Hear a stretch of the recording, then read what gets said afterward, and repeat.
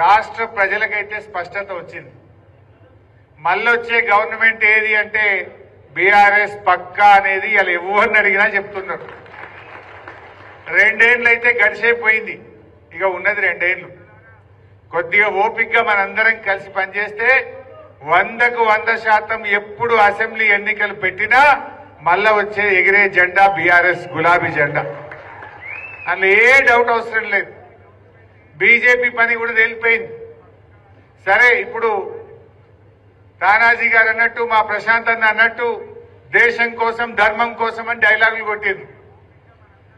ఇలా మోడీ గారు ఏమంటారు, సబ్కా సాత్ సబ్కా వికాస్ అనే డైలాగ్ కొడుతుంటది బీజేపీ పార్టీ.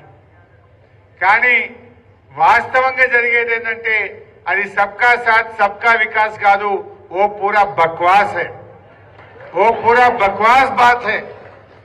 वो सिर्फ नॉर्थ इंडिया का साथ देता है, सिर्फ मारवाड़ी का साथ देता है, सिर्फ बीजेपी की कार्यकर्ता का साथ देता है, लेकिन पूरे लोगों का साथ नहीं देता ये बीजेपी पार्टी.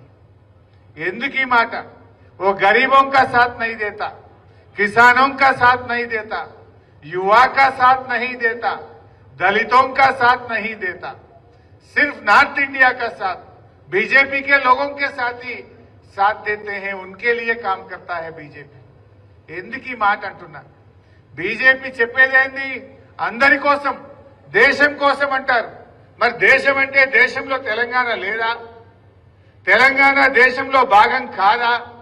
ఎందుకు తెలంగాణకు నిధులు ఇయ్యరు అని అడుగుతా ఉన్నా. మీరు బాగా అర్థం చేసుకోవాలి కార్యకర్తలు. ఇలా ప్రజలకు మనం అర్థమయ్యేటట్టు చెప్పాల్సినటువంటి అవసరం ఉంది. ఎందుకు బీఆర్ఎస్ పార్టీయే తెలంగాణకు శ్రీరామ రక్ష? ఈ జాతీయ పార్టీలు తెలంగాణకు ఏ రకంగా అన్యాయం చేస్తాయో మనం చెప్పవలసిన బాధ్యత కూడా మన మీద ఉంది.